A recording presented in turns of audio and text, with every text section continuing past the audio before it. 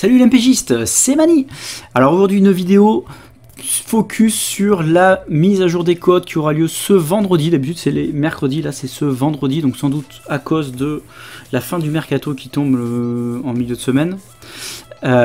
Du coup donc ce vendredi, donc toutes les codes des joueurs vont augmenter et je vais vous faire je vous ai fait une sélection donc par poste, attaquant, milieu, défenseur, gardien et en fin de vidéo tous les petits joueurs entre 1 et 2 qui vont vous permettre des petites plus-values faciles.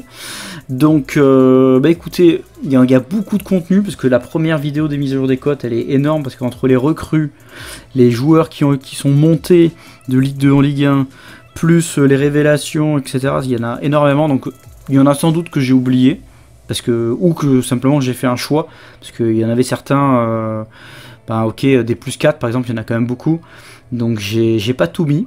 Alors par contre le poteau d'Eglingo, lui il va vous faire une vidéo, alors ce mercredi ou ce jeudi je ne sais pas, je crois que c'est plutôt prévu mercredi, moi je sais, bon, en tout cas dans la semaine avec tous les joueurs. Donc moi je me suis plutôt arrêté aux joueurs qui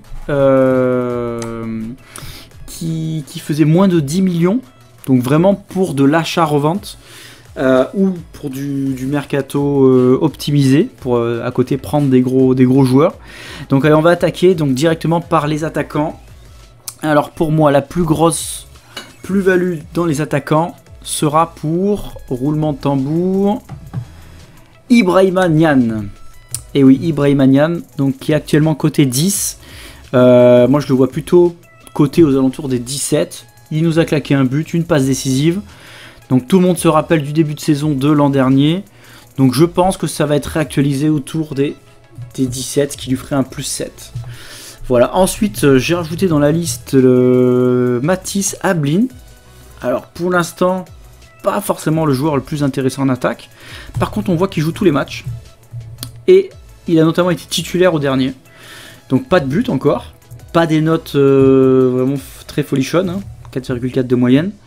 Par contre voilà, ça veut dire qu'il va quand même être réactualisé, un joueur qui joue quand même, un attaquant qui joue tous les matchs, ça va plutôt coûter dans les 8, donc comme il est à 3, ça va nous faire un plus 5. Ensuite Sabali qui a fait 2 titularisations, alors en jaune, je ne vous l'ai pas expliqué, donc en blanc c'est quand on est titulaire, en jaune c'est les remplaçants. Donc Sabali qui a fait 2 matchs titus, 2 matchs remplaçants, pas de but encore, mais voilà, ça avec ces 2 titus, il va coûter aux alentours des 9-10, donc un plus 5. Voilà, j'ai classé les joueurs par plus grosse plus-value à la moins grosse plus-value. Banza, alors je l'ai positionné à 12 parce qu'il a marqué un but, une passe décisive et que c'était des cotes qu'il avait à peu près l'an dernier.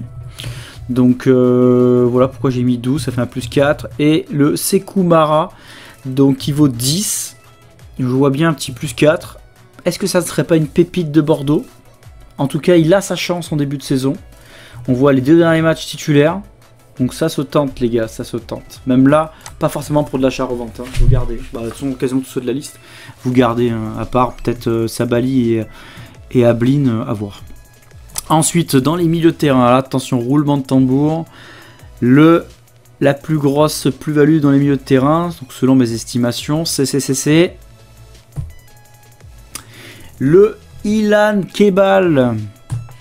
Donc qui avait fait pas mal de matchs assez bons en préparation, il avait notamment marqué pas mal de matchs, donc je vous l'avais mis de toute façon dans la vidéo des pépites début août. Donc il est milieu offensif, il joue à Reims, il coûte 1, moi je le vois bien réactualisé aux alentours des 13. Oui 13. Pourquoi? Parce qu'il a déjà marqué un but, il a fait les 2 derniers matchs titulaires, donc les 2 premiers remplaçants. Donc ouais, je le vois bien monter, aller aux alentours des 12-13. Ce qui lui ferait quand même une grosse plus-value. Donc je me suis peut-être un peu emballé sur lui, mais il faut savoir prendre des risques. Ensuite, Sofiane Bouffal, qui est coté 5. Donc là, lui, ça y est, il carbure, il est titu, il met des buts, il fait des bonnes prestats. Donc je vois bien être réactualisé aux alentours des 14-15. Donc ça lui ferait son plus 10 de plus-value. Conrad De La Fuente, donc très très bonne recrue de Marseille. En tout cas, il y arrive bien. Alors, milieu défensif, pas vraiment, mais en tout cas, c'est comme ça qu'il est classé. Il est à Marseille, il vaut 7, je le vois bien monter aux alentours des 15, parce qu'il nous a fait 2 passes décisives, des bonnes prestations. Donc les joueurs de Marseille ont toujours quand même une cote un peu supérieure, parce que je pense que dans le calcul des cotes, il doit y avoir une partie de club. Donc sachant qu'on est à Marseille, ça c'est toujours un peu plus coté, parce qu'il y a plus de joueurs qui achètent. Ensuite, Otavio qui est coté 3 dans les milieux. Donc là, je le vois bien prendre 1 plus 7. Donc il va se positionner un milieu titulaire. De toute façon, c'est 10. J'ai rarement moins. Donc là, ça ferait plus 7. Donc bon, pas des notes de folie. Mais bon, tout le monde connaît Otavio. Et à 3, on lui donne sa chance. Et 10, ça devrait être la bonne cote. Ensuite, Rachani qui a fait des très bonnes rentrées. Et notamment qui a été titulaire au dernier match. Pour l'instant, 3 buts, une passe décisive. Donc là, très bonne recrue. Donc là, je le vois bien monter aux alentours des 14, 15. Ce qui ferait un plus 6. Ensuite, à Clermont, toujours. Donc là, Abdoul Samed Salis. Pareil, il est titu. Alors, dernier match, il n'a pas fait. Par contre, voilà, donc ça va coûter aux alentours des 10. Ça lui ferait un plus 6. Je vais essayer de vous les passer un peu plus rapidement. Parce que sinon, on va passer beaucoup de temps. Alors, Chambost. Donc là, lui, c'est un joueur que j'aime bien. Alors c'est pas pour ça qu'il va prendre de la valeur, mais en tout cas il a été titulaire ces 5 matchs, une passe décisive, 5 matchs, c'est 4 matchs pardon, il faut focaliser sur le 5. Donc là il va monter aux alentours des 10-11 qui nous ferait un plus 6. Mbok, à peu près même combat, hein. Donc titulaire, des notes pas trop dégueu, donc ça va taper aux alentours des 10-11 à la Rectus. Berthomier, alors moi j'aime beaucoup, je le compare un peu à un joueur à la Savanier. Donc là, je me suis peut-être un peu emballé sur le 14. Hein. Peut-être qu'on peut taper plutôt dans les 13. Mais bon, je garde mon 14. Donc une passe décisive. Des bonnes notes en début. Alors un peu moins sur les deux derniers matchs à l'image de Clermont. Ensuite, on a Ali Chaud. Donc la pépite d'Angers qui est titulaire. Donc il a fait les 4 matchs titu. Donc là, on en parle beaucoup. Un seul but. Mais bon, il a été donc pépite annoncé, etc. Je pense qu'il est souvent pris dans les mercatos. Je le vois bien monter aux alentours des 14-15. Moreto Gassama. Pas un grand fan du joueur, mais bon, voilà, regardez les notes. 1-8, 2 buts, 5-5-5. Bon, ça peut monter aux alentours des... ouais, je me suis peut-être un peu emballé. J'ai lu, je lui change sa note, je vais lui mettre 15. Sa note, sa cote. Ensuite, le under de Marseille, donc là c'est pareil, 3 buts, des très bonnes performances. Donc là, ça va taper aux alentours des 18. Hein. Donc ça ferait un plus 6. Léo Petro. Alors, je l'ai mis dans la liste. J'ai hésité à le mettre dans la liste des joueurs à plus-value facile. Parce qu'il coûte 1. Alors, je pense qu'il va être actualisé aux alentours des 6. Il a fait qu'une seule titu. Alors par contre, il y a quand même pas mal de commentaires assez positifs sur les réseaux sociaux de sa part. Alors, est-ce que MPG va le considérer je sais pas. Donc, moi, j'ai mis plus 5. Je me suis peut-être un peu emballé. Allez, je rectifie. Je vais le mettre à 5. Ça ferait un plus 4. Voilà. Ensuite, Vincent Pajot. Donc, titulaire à Metz. Côté 3. Donc, j'ai mis une petite cote. Petite cotation parce qu'il n'a pas des grosses notes. Mais ça va taper dans les 8-9 cette histoire. Donc, ça va faire un plus 5, plus 6. Ensuite, Presic de Strasbourg, donc il est côté 5, il a mis un but, il est titulaire. Donc là, ça va aller taper dans les 10 facile. Donc là, le plus 5 assuré. Unai, donc un but. Par contre, que des matchs en tant que remplaçant. Mais comme il a mis son but, je vais lui mettre un petit plus 4 qui lui fait une cote aux alentours des 8. Et Kwame de 3. Que je trouve pas mauvais du tout, donc il a fait des bonnes prestations, donc ses notes s'en ressentent sur les deux dernières, notamment une passe décisive, donc je le vois bien déjà pas rester à 7 mais plutôt monter aux alentours des 10-11, donc 11 grâce à sa passe décisive. Et ensuite Traoré Boubacar, j'ai pas fini le boulot mais je le voyais bien aux alentours des 8, donc ce qui ferait un plus 5. On va passer maintenant au défenseur. Alors attention, quel est le défenseur qui va prendre la plus grosse plus-value? Ça sera bien sûr Kevin Danso. Donc joueur acheté entre 4 et 5 millions par Lens. Donc titulaire en défense, dont un bon match où il se fait un 7. Donc là, ça va forcément être du 10. Moi, je mets même un petit plus 1. Donc je me dis, allez, il va aller être aux alentours des 11 grâce à son 7. Donc là, ça va faire une grosse plus-value de plus 10. Pareil, Dante de Nice qui est coté 4 parce qu'il est encore sur sa cote de quand il était blessé. Je le vois bien monter aux alentours des 14. Donc le boss is back, le boss en défense. Regardez, il tape 2-7. Donc pour moi, ça c'est 14. Hein. Pas moins. Johan Masson, pareil, titu. Donc je le mets à 12. Zedadka, titulaire, des bonnes notes, je le mets à 12 aussi. En plus, la défense de Clermont, je la trouve très bonne. Biancone qui coûte 2, je le vois bien monter aux alentours des 9 avec ses 3 titularisations. Donc plus 7 hein, quand même de plus-value. Vous voyez, il y a quand même beaucoup d'argent à se faire si vous jouez en mode expert et que ces joueurs sont encore disponibles.